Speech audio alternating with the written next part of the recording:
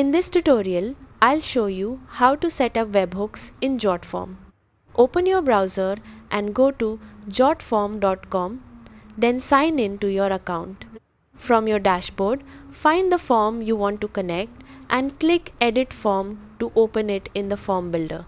At the top of the page, click Settings, then select Integrations from the left sidebar. Use the search bar to search for webhooks and select the integration from the results. In the Webhook endpoint URL field, paste the endpoint URL provided by the application or service that will receive your form submissions. After entering the URL, click Complete Integration to connect your form to the Webhook endpoint. Review the integration settings, then click Finish or Save to activate the webhook. To verify everything is working correctly, submit a test entry through your form and check that your endpoint receives the submission data. That's how to set up webhooks in Jotform. Thanks for watching.